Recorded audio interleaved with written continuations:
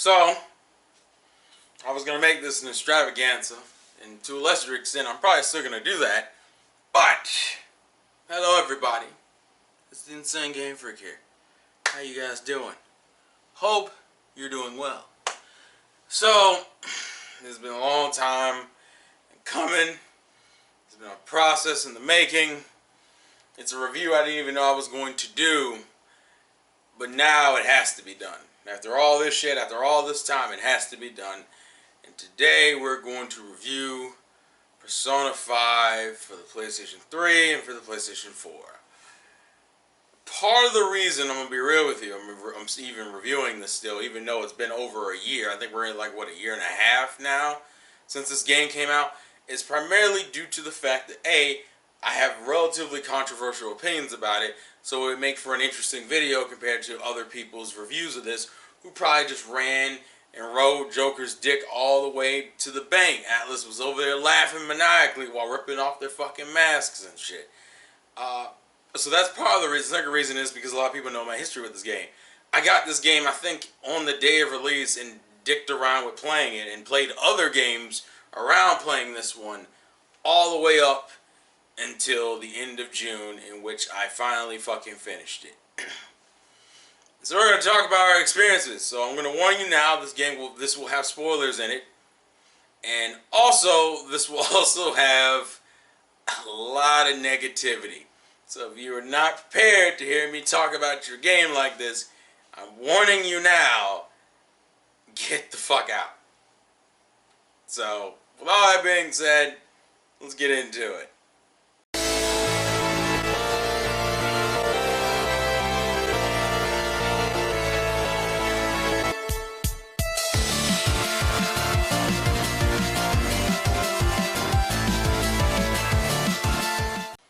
If I had to describe Persona 5 in one word, I think the term that comes to mind the most for me is pretentious as fuck. Or just pretentious. The word pretentious. This game is like the fucking physical embodiment of an edgy teenager.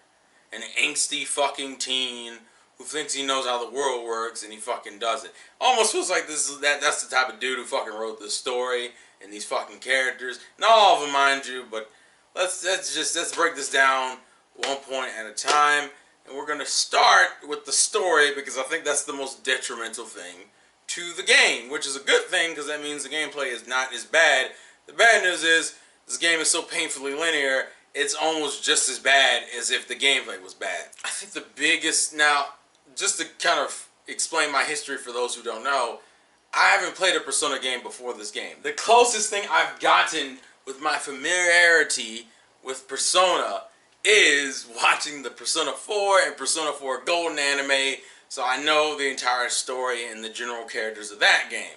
And the one thing that this game off the bat doesn't do right is there's no real fucking goal in this game from jump. From what I understand and from what I've heard, the story of Persona 4 is pretty much the same it is in the anime. So that means the entirety of the anime was based around looking for this killer who was going around and killing people. That's the basic plot of Persona 4. Persona 5 doesn't have that. The closest thing you get to it is that Persona 5 characters create a team that want to get popular. They want to do good things and become popular for it. That's what it devolves into. And most of it is just a bunch of random events coinciding together. And I think this is what hurts the story from jump. The game has no fucking focus. The game literally starts out and it's kind of like, you are this good guy. And that's the other thing, the game's characterization is bullshit. It comes off, the previews and the trailers, the game promoted itself like a motherfucking, look at this, we're not like Persona 4, we're not all this happy-go-lucky shit, we're dark and gritty. And you will be playing as a character who's not inherently good. That was the kind of vibe it gave off in the trailers. You start the game and you're literally playing as a guy who got mislabeled because he ended up messing with the wrong guy while trying to protect a woman from being attacked or sexually harassed. And this in itself isn't bad, but that's like the game's pretending like it's something it's not. These aren't edgy ass characters. These are kids These are fucking teenagers, some of which are mislabeled, some of which are just fucking kids who are just ostracized, kinda, which is the other issue. The game can't maintain its theming. So you start off with this bullshit, you get introduced to the Velvet Room and Igor, and they're talking about, and they have this fucking jailer thing going on. Like you're fucking in prison, which I guess is supposed to be a metaphor for you being mislabeled as some sort of criminal, or like as if you sexually assaulted the woman, right? So the whole time Igor is going on about this reformation you need to do. The problem with this is that from jump, this doesn't make any fucking sense, because A, you never did anything wrong. And it's not like I, as the gamer, don't know that, and you, as the player, know that. So who the fuck is this for? Igor is in your subconscious, so you would assume he knows, and he even mentions in the game how he recognizes that you were mislabeled in the situation. So I don't understand this theme of reformation that he keeps permeating throughout the entire game. Now, some of you might bring up the fucking plot twist that involves Igor towards the end of the game. Like I said, spoilers, so you were warned in the beginning. When we find out that Igor isn't Igor, and then we get introduced to the real Igor. But here's the thing. The real Igor keeps that same fucking theming going on. So then the question still remains, why is that a thing when you're not a bad character from jump? It's like a fake way of trying to make you seem like you're cooler than you actually are. Like, what's the difference between, like, you from Persona 4 and Joker from Persona 5 when they're both inherently good guys who care about their friends?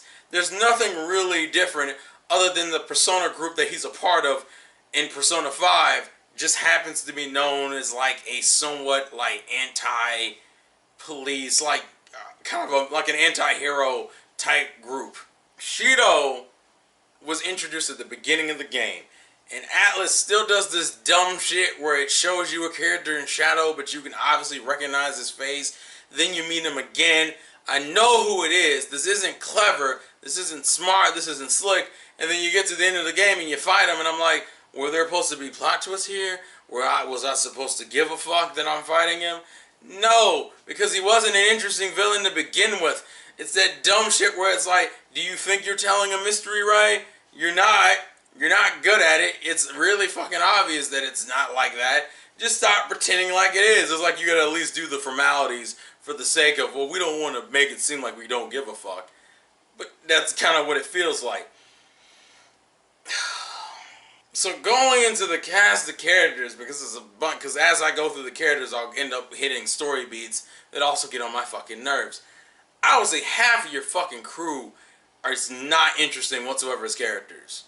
You can understand the metaphor with the whole, every time they do a persona transformation, it's essentially like they're ripping off their fake mask of their fake selves and revealing their true selves to society. Like society has forced them to put on these masks that have hidden away who they truly are, and then they finally awaken their persona and they can become the person they really are and be open and free, right? That's the idea of the personas in this game, at least from what I understand. The problem is that shit never manifests in anything interesting. I think the only character that kind of made sense for and kind of had a progression with was probably Makoto, which was only really shown off in her fucking her persona awakening scene and like a little bit afterwards, and then it was never really addressed again. Makoto went like literally back to the way she was for the most part before she even ripped off the goddamn mask. So it was like, why is that a running theme that you're trying to go with? But like I said, the game is so fucking pretentious. It wants to make you go through these dumbass transformation sequences like this is some real heavy shit. It's not. These motherfuckers are awakening personas, but we gotta make it look gruesome and violent. Like, I think it's Yusuke's that's like overly bloody and shit for the fuck of it. There's no reason for it to be like this, and there's no real plot significance that really comes from it. Because like I said, these characters don't fucking change after awakening your personas. There is no character development for them other than I took off the mask and I can have the power to fight back on my own. None of these characters really change like that, which gets into their fucking confidants. Ryuji is basic as fuck. I don't understand why people praise the shit out of him. He's not very interesting in concept, and they don't even fit the theming of the game and group that they try to push, which is that, you know, your main character is mislabeled because all the characters in your group are supposed to be misunderstood individuals. It almost feels like they forgot that this was a thing, but kind of not sort of really, because they bring it up later. Like how each of the characters are ostracized for different reasons. But it's not consistent. Ryuji fucked himself over. Ryuji and Anne's issues are based around the fact that they wouldn't do anything. Whereas Makoto's was just a product of circumstance. She's the class president, which means she automatically is viewed as like a nerdy narc to the rest of the class. So of course she doesn't get along with people her own age. And no adult fucks with her on that level because they can't relate to her as a teenager. She was a character, I think, that was actually done well with that theming, and it made sense because she was ostracized. Futaba, I think, is another character that works pretty well because of the issues with her and her depression and her suicidal thoughts because she keeps blaming herself for the death of her mother. That made sense. She became her own worst enemy and she blocked herself out, and the society fucked her over, making it seem like it was her fault or some shit, and it really fucking wasn't. That makes sense. The rest of the characters, it kind of just fucking goes to the wayside. I think Haru just gets fucked over in general. Haru as a character, because this game doesn't have good pacing, I don't give a fuck what anyone tells you, the game definitely doesn't have good pacing, especially towards what is it, around the middle to end, pretty much. The pacing just gets fucked up all over the place. Like, the game doesn't know when to shut the fuck up and just move the fuck on. We gotta drag this shit out. And that kind of comes from the framing of how the game starts, where you're in, like, this, not prison, but you're in, like, confinement from the police. You're being drugged by police officers and shit. And the story, up until a certain point, is told in forms of flashbacks, with you talking to Makoto's sister and shit. This isn't terrible until you get to around the point in which the game finally catches up to where, like, you're finally catching up to where you're technically already at in present time. And here's the issue here. The game, and this is another instance of its pretentiousness, we now gotta see the long, boring-ass sequence of how Joker tricked Akechi into thinking that he shot him, but he didn't shoot him because he's not dead, but he thinks he's dead because whoop-de-fucking-do. And it's not interesting at all. I don't give a fuck because we know where this leads. It's not fucking shocking. You're gonna do... And it trips me out because Atlas is a fucking company that's known for doing the most ridiculous shit in their games, but this Persona 5 thinks it's doing so much more than it actually is. Oh shit, look at this elaborate way they tricked Akechi into thinking that he killed Joker. This long elaborate sequence that I gotta sit through just to get to the next part of the game because it thinks it's so fucking amazing, and then they have to explain it. They explain it on top of that, and I'm like, it's not that interesting, it's not that fucking cool, but we still gotta do it, right? Every time you get like one or two cool moments or cool developments happening through the story, it's ruined because somebody has to open their fucking mouth and have this long ass dialogue exposition or just really bad character moments. For example, I don't really hate Ryuji in terms of gameplay and in terms of like his confidants. I don't think he's incredibly interesting, but fine, he's there. I hate him in the fucking story, especially in the beginning. He is the most annoying fucking character because he spends the first half of the game screaming about how adults ain't shit and how adults are fucking terrible and you can't trust these fuckers. And what makes me mad is the game has moments where I think, because it's not like the concept is bad, it's not like the story idea is bad, there's just a lot of bad execution, and it seemed like they still had ideas they wanted to do. For example, there's a running theme through the majority of the bosses you fight, where after you beat them, they have this kind of this post-battle dialogue talking about how they weren't always like this, and how they were they had good intentions, or maybe they thought like they did, the kids did at one point, but society just fucked them over, right? It introduces this and even repeats it multiple times throughout the story, and it don't fucking go anywhere. It doesn't go a goddamn where, and you keep and it's like, why even put it in the game? Because that would have been a cool thing to do. A good way you could translate that into gameplay is if you were able to make it through the dungeon without being caught at all, and to have, or if your percentage never went above, like, I don't know, 0 or 15% of like being caught in the game or being noticed in the game, like the awareness of the actual individual's palace you were in, then you would be able to go into secret areas and shit and see maybe like a, or maybe just in the plot you'd be able to see like their past selves and see how they were like before, giving these villains more depth. Because the way the game portrays it now, you're just fighting a bunch of fucking assholes who are just cheating the system in various different ways. They're all pieces of shit, and that's it.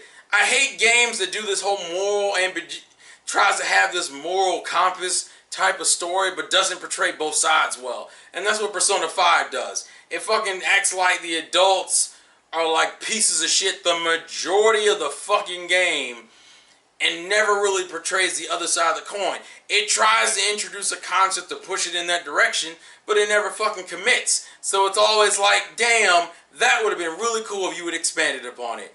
Spoiler alert, they don't fucking expand upon it. To kind of jump back to the characters for a second, Persona 5's other big issue is the fact that I don't think the characters are as fleshed out as they could be. And I think what makes me really think this is the fact that there are already characters in Persona 5 that are more fleshed out than the ones that are in your party. Once again, trying to elevate yourself to this higher level just off of looks and appeal than actually be interesting. It's funny how, because I feel like that's what the comparison has been at this point. Persona 5 was too lighthearted and campy, so we got to take it up a notch with this edge for Persona 5. But Persona 5 is still pretty much taking elements from Persona 4.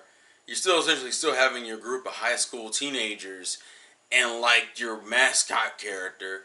The difference is that Morgana obviously is way more plot focused, kinda. But to get back to the point where I say I think there's already better characters in Persona 5 that could have worked better as party members, I would say our Dark Doctor, Bay, Kawakami, Bay, our gun salesman. See, and the reason why I even bring this up is because they have more interesting confidants than I would argue the main cast do. I'm more invested in their stories because to me they've actually gone through real struggles and they are mislabeled. For example, when you're introduced to Kawakami, she's like this tired, I don't give a fuck kind of teacher, and then you find out she's a maid and you're like, oh, that doesn't make sense. And then as you get through her confidant, you learn more about her and learn her reasoning behind being a maid. It all comes full circle back to why she's even a teacher in the first place. That's interesting to me, comparing that to Anne, the first, I guess technically the second, well no, the third, because Morgana, the third party member you get, and I think the first female you get, her story isn't even that interesting in relation. Now, I think Makoto has an interesting story conceptually. Her confidence dropped the fucking ball, but I think they were in the right direction with Makoto. Futaba's fine. Haru, I think, literally is just kind of a casualty of the shitty pacing that's in the game. Haru's shit was mixed in with Morgana shit, which is even dumber once you realize that later on in the game, they do this heavy focus on Morgana anyway. So it felt like you wanted to give Morgana an arc, even though it wasn't even really Morgana's true arcs. And Haru as a character suffered for it, even though, once again, conceptually, had a good idea going. I used to give Yusuke way more slack when I first was playing the game than I do now. And that's because Yusuke originally, I felt bad. I felt like he had a tragic story. But like as a character, he's just not interesting whatsoever. Once again, comparing him to our Mr. Gun Salesman, who, I'm not going to go too far into it because I never got to finish his confidant story. But just even the early parts of it involving him and his, I guess, son, if you want to call it that, I guess. And his history and what he used to do compared to what he does now. And the shit that he was involved in and how he doesn't want him to get involved in it. That is more interesting plot-wise and story-wise than, say, I don't know, like I said, because like I said before in my previous videos, once you got around to like Makoto Futaba, the cast started getting rounded out. But right now he beats out Haru just because his shit is more fleshed out and focused upon. It feels like they just kind of did high schoolers because it was easy to do. But like I said, look at Persona 3. I haven't played Persona 3, but just visually looking at Persona 3, Persona 3 was just more interesting just off of visually.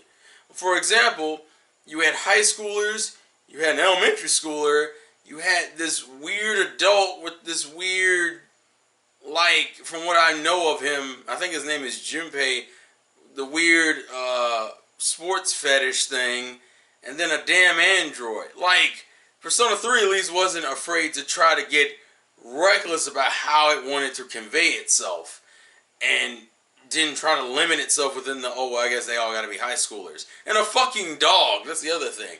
Like, and then you translate over to Persona 5 that's trying to portray itself as this, you know, I'm going further than you think I am, right? You know, I'm cooler than what you think.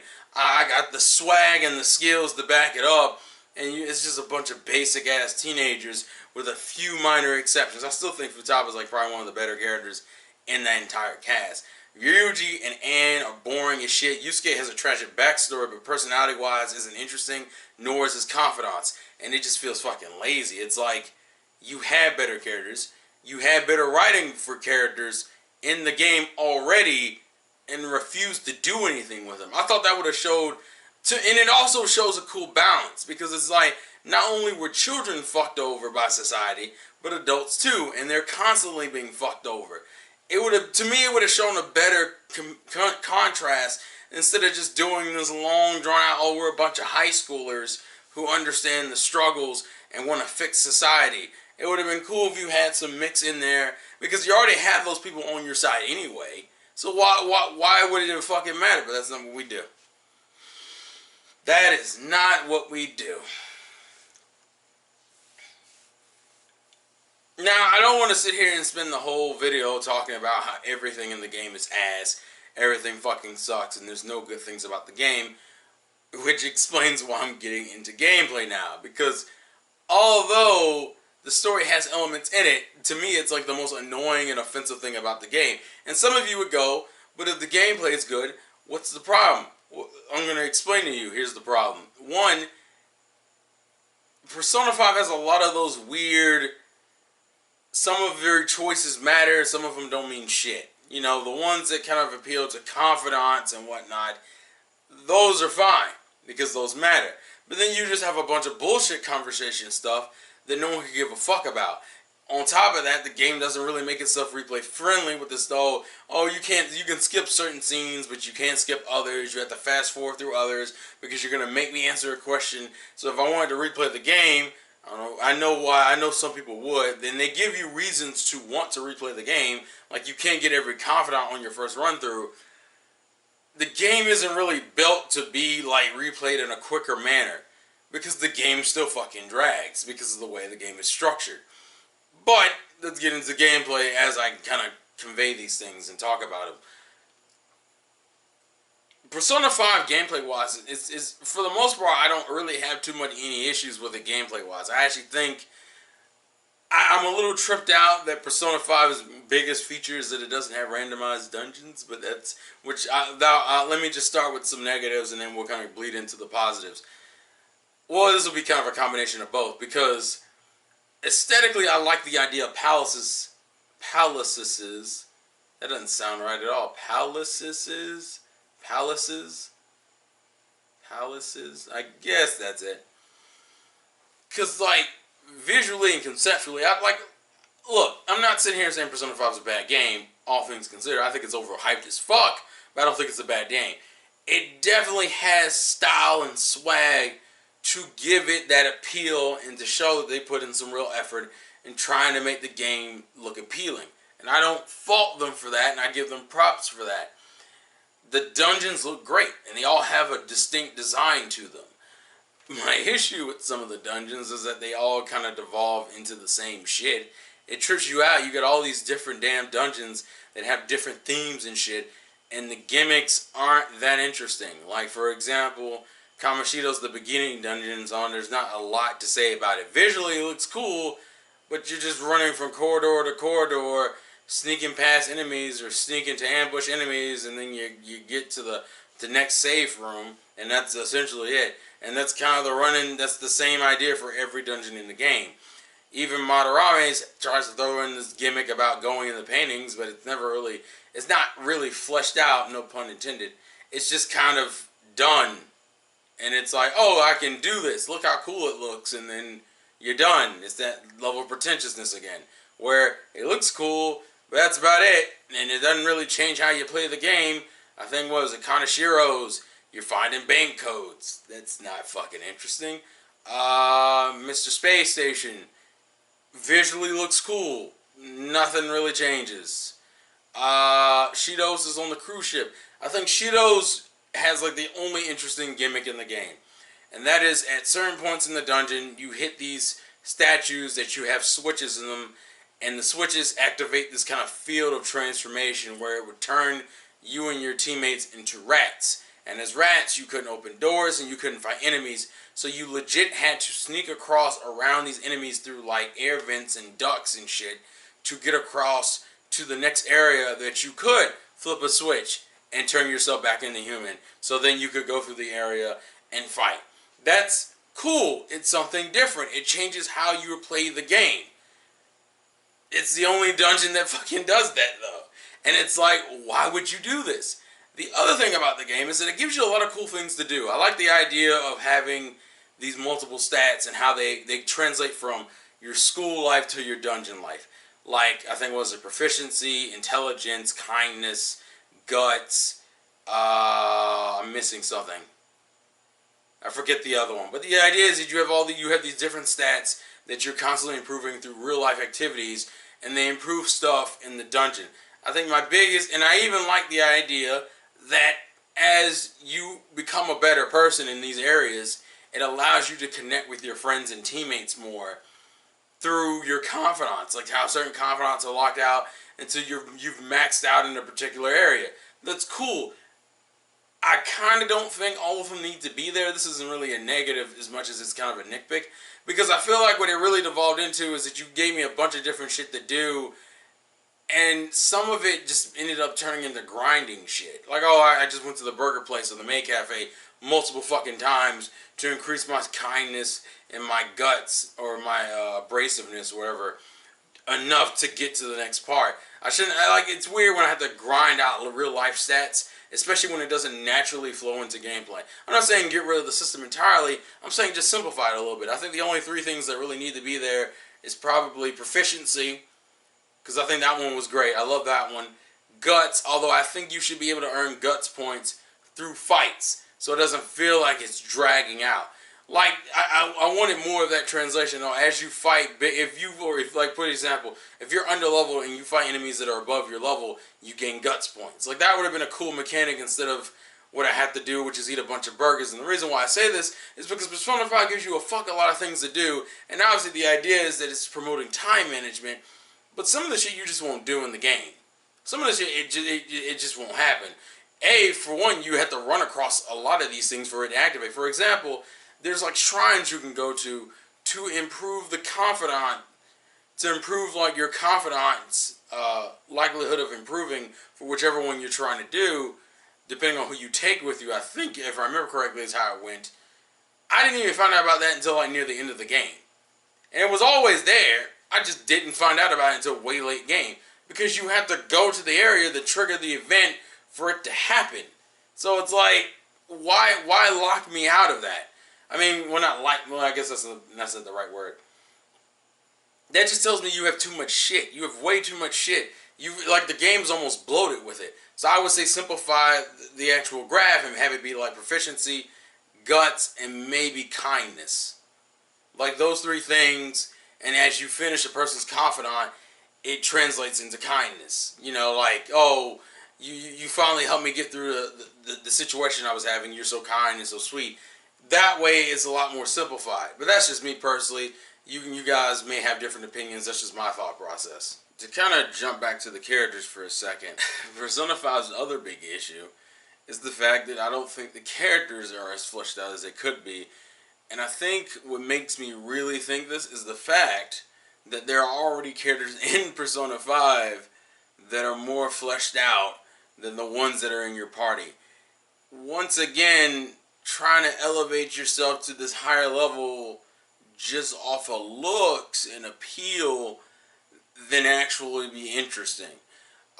It's funny how, because I feel like that's what the comparison has been at this point. Persona 5 was too lighthearted and campy, so we got to take it up a notch with this edge for Persona 5. But Persona 5 is still pretty much taking elements from Persona 4. You're still essentially still having your group of high school teenagers and like your mascot character. The difference is that Morgana obviously is way more plot focused, kinda.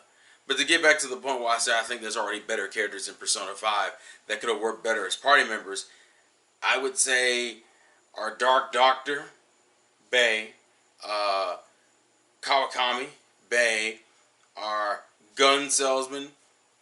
See, and the reason why I even bring this up is because they have more interesting confidants than I would argue the main cast do. I'm more invested in their stories because to me they've actually gone through real struggles and they are mislabeled. For example, when you're introduced to Kawakami, she's like this tired, I don't give a fuck kind of teacher, and then you find out she's a maid and you're like, oh, that doesn't make sense. And then as you get through her confidant, you learn more about her and learn her reasoning behind being a maid. It all comes full circle back to why she's even a teacher in the first place. That's interesting to me, comparing that to Anne, the first, I guess technically the second, well no, the third, because Morgana, the third party member you get, and I think the first female you get, her story isn't even that interesting in relation. Now, I think Makoto has an interesting story conceptually. Her confidence dropped the fucking ball, but I think they were in the right direction with Makoto. Futaba's fine. Haru, I think, literally is just kind of a casualty of the shitty pacing that's in the game. Haru's shit was mixed in with Morgana shit, which is even dumber once you realize that later on in the game, they do this heavy focus on Morgana anyway. So it felt like you wanted to give Morgana an arc, even though it wasn't even really Morgana's true arcs. And Haru as a character suffered for it, even though, once again, conceptually, had a good idea going. I used to give Yusuke way more slack when I first was playing the game than I do now.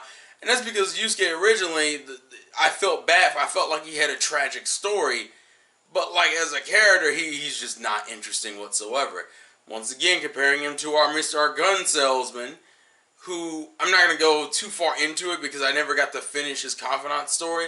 But just even the early parts of it involving him and his, I guess, son, if you want to call it that, I guess. And his history and what he used to do compared to what he does now and the shit that he was involved in and how he doesn't want him to get involved in it. That is more interesting plot-wise and story-wise than, say, I don't know. Like I said, because like I said before in my previous videos, once you got around to like Makoto Futaba, the cast started getting rounded out, but right now he beats out Haru just because his shit is more fleshed out and focused upon. It feels like they just kind of did high schoolers because it was easy to do. But like I said, look at Persona 3. I haven't played Persona 3, but just visually looking at Persona 3, Persona 3 was just more interesting just off of process. Also, the confidants aren't incredibly interesting to do for any other character. I mean, besides, your party members aren't that super interesting confidants to do. It seemed like the trade-off for the confidants with your party members was you get essentially all the same buffs for most of your character, for your entire team throughout their confidants. They just have more unique stories, which to me is a downgrade. I actually think doing Kawakami stuff or doing, I think her name is Dr. Mikumi. I may have fucked that up. I apologize. It's been a minute, and I spent the last, 6 months doing the final boss. So, you know, shit happens. But the doctor, or even our gun salesman, like, they have more unique buffs that you could get, whereas, like, most of your party have essentially the same buff. Oh, they have the random chance to cure an element. oh, you can actually switch party members on their turn instead of having it be on Joker's turn. Oh, they might come in and help with a critical attack. You know, stuff like that. The fact that every character has essentially the exact same buffs, and you have to do that for every single character as the game goes on. It's like, it kind of makes my interest in those, like, why aren't they more character specific? Why aren't there like way more specific buffs for Anne and specific buffs for Ryuji? Like, it felt like they took away common RPG features, some of them, not all of them, mind you. Like the ability to switch out characters on other characters' turns into just confidants. Like, you couldn't think of anything else interesting to do with them. So, like, I'm never excited to do confidants, at least for my main party, as much as I am for the side characters, because I know I'll get interesting abilities on top of the interesting story for the characters, because I think the side characters are done better than the main characters in Persona 5, personally. Whereas Persona 5 is like, well, I guess I've unlocked the party trade-off, or to be able to cure elements at random thing for Haru, since it was already unlocked for the rest of the cast. So it's like, oh, so I'm just playing catch-up. That's what it felt like, especially once you got later into the game. Like when you got Futaba. Futaba has the only, like, unique. I think she's the only one who has a legitimately unique confident tree. Everyone else, it's literally the same shit. And I'm like, not super interesting. Because it's not fucking interesting, and it's kind of disappointing. Now I want to talk about battle mechanics, and the one thing that gets on my nerves more than anything else. I don't even think I would be as annoyed with Persona 5's battle mechanics if it wasn't for this one stupid fucking thing that Persona 5 does. Just one thing. Why are we still having RPGs that does this bullshit where if the main character dies in the battle, the game is automatically over? You have you have 3 other characters on screen with you, but if Joker dies, it's game over. This is a dumb fucking way to make the game harder than what it actually is. Why? Because I could have a full crew there. I could even have a character who can revive Joker, but if he dies, that's it. Especially in a game where things can go to shit so fucking easily.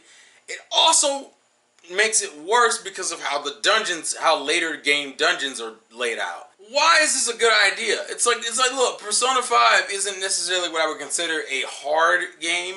It's more of it is challenging. And once it gets to like a difficulty spike towards the latter half of the game, where enemies stop having these weaknesses, but they can still kill you because you got 4 members and 4 different weaknesses to concern yourself about. It's like, all I gotta do is fuck up once, and this dude, all he has to do is hit me with my weakness, or hit one of my teammates with their weakness, hit me with some bullshit, and then I'm fucking dead, and the game is over, which is really fucking annoying once I get like 30 minutes into a dungeon, and I'm right near the next save room I need to get to so I can save the fucking game, so it doesn't feel like my progress is wasted, and boom! Joker died, so the game's over. This is so fucking archaic! Why is this a thing? I don't give a... Listen, the dungeon negotiation, whatever. I have my reservations on it, but the mechanic itself isn't inherently flawed and can be fine. They even have confidants to make the shit easier for you. Whatever, but you know the one thing that never gets fixed in that goddamn battle system is the fact that when Joker fucking dies, the game is over.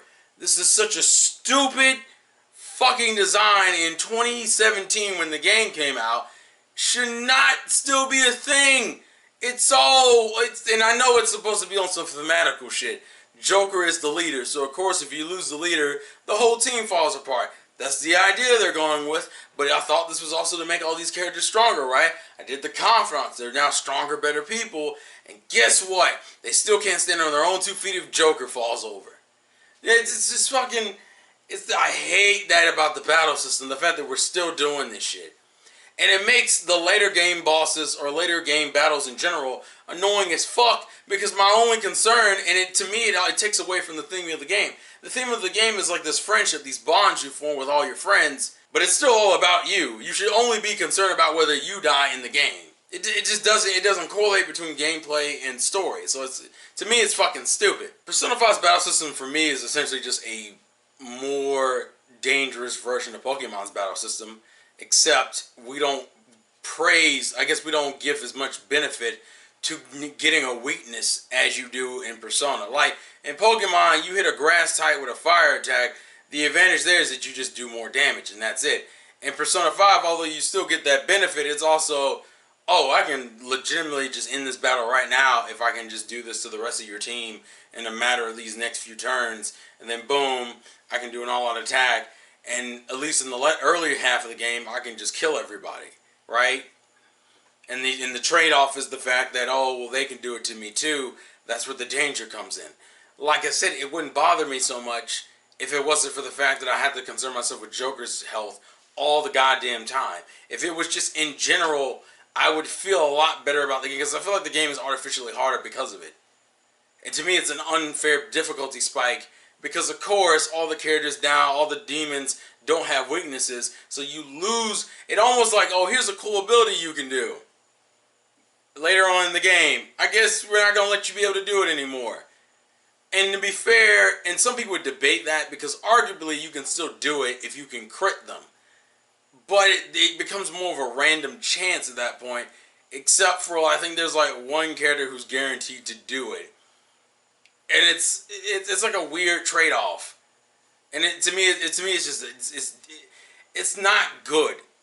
Now, I have my reservations about the level design. I've already complained about the dungeons. I think the dungeons, although aesthetically look different, still kind of all function exactly the same, and they don't really differentiate themselves. So after a certain point, it's just like, oh, here's the same shit over and over again. Except for the latter half of the dungeons, in which they start spacing out safe rooms way too far away from each other.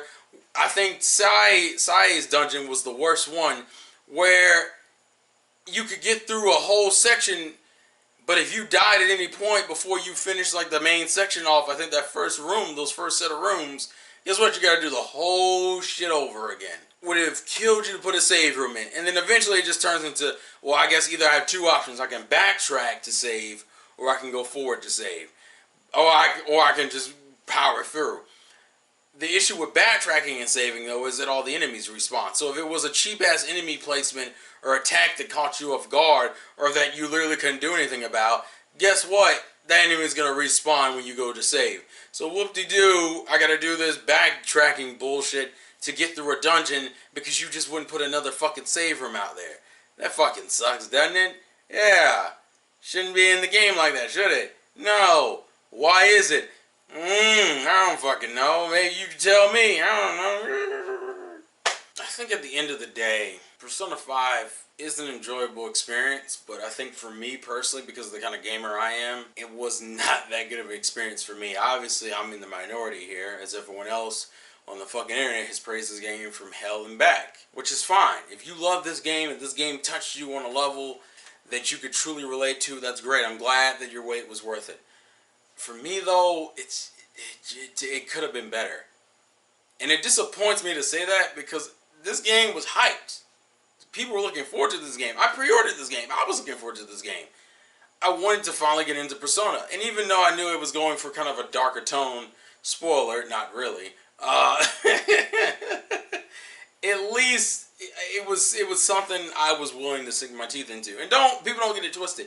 Just because I don't like Persona 5 nowhere near as much as some other people do, it doesn't mean I wouldn't touch the other Persona games. I swear, if Atlas were to put out an HD collection for 3 and 4 specifically, I'm totally game to play those games. And I think I could play 4 Golden because of the Vita crossplay, but me personally, I would rather them release an HD remake of it, or just an HD re-release of it on the PS4, so I can get my hands on it that way. Because, like I said, I'm not above playing more Persona. I just don't like Persona 5 that much. But Persona 5 still has things about it that are cool. I think the aesthetic is good. I think it's a little pretentious with it, because it tries to pretend like it's more than it is, but it's not. But the visuals are great. Soundtrack is fucking god tier, dude. The music in this game is fucking amazing. I like the character design. I like the style of the world. I like the battle mechanics. I like the whole thing with how your real life attributes translate into game attributes. I have my reservations about aspects of it. Still enjoy it. I think Persona 5 has good characters in it. A lot of them are not the main cast though. That's just me. I think Shiro is a better fucking character than some of the cast members. It's just, that's a personal fucking opinion. And also, fuck Akechi. I'm not even gonna have that conversation. So don't ask me about it, because I could give a fuck less about Akechi. But honestly, if they were to fix that one thing with the battle mechanics, I'd be perfectly fine with the battle system. I understand what it's going for. I understand this cool idea of, you know, real life versus dungeon life. And I like the idea of palaces. I like it, and I like some of the story beats. It kind of plays around with the idea. It never takes it to the level it needs to, and I think the game could have been so much better if it had have expanded upon those ideas. But a lot of games don't even address those ideas in the first place, so if nothing else, I give you props to release acknowledging those ideas. So it's not like Persona 5 is bad. It's not like I sit here and I was going to make this a huge thing, or I was going to take it out into the back and shoot it or some shit. It's still a fine game. And obviously, if you don't have your reservation, most of my reservations with the game is more based on its story than its mechanics. If you notice, that's what the majority of this video has been about. Is more of the characters than its mechanics. And the only reason why it's so offensive to me in this particular game is because of how much the story ties in with the gameplay. You literally, I feel like half of the experience is gone if you take away the story, which is why when the story isn't great to me, or the characters aren't great to me, or at least your main protagonist characters aren't great to me, it really hurts my overall experience. That's why towards the end of the game, we're having our final, alright, everybody get pumped up, no one needs to give up here, we're not dead yet, we're going to save the world speech. I just kind of zoned the fuck out and just started just getting through buttons. Oh, we got to do an inspirational speech for Futaba, one for Anne, one for Ryuji, one for Yusuke, one for Makoto, one for Haru, like one for Morgana. I don't, like at that point I just didn't give a shit because I knew where it was going. The shit isn't surprising. It's not interesting. But at the end of the day, if you're having fun, why the fuck does it matter? And I think that's what it boils down to. So this is just my opinion. Everyone's gonna get mad in the comments. This game's gonna get, this video's gonna get disliked to hell. And it might get thrown on Reddit or Tumblr, and everyone comes and crucifies me in the comments. It's whatever. It's not going to change my opinion. But I appreciate it if you sat through mine anyway. And it's cool if we don't agree. So, yeah. I think I'm going to go play something else. But dead ass, if they put out an HD re-release of Persona 4 3, I'm totally game to play through those. Persona 5 ain't as good as you think it is. That's all I got to say about that. Persona 5 is nowhere near as good as you think it is. RPG of the year. Get the fuck out of here. What? What, son? Get the fuck out of here. Life's a game. Play to win. I'll catch you guys later. Peace all. You never saw it come round.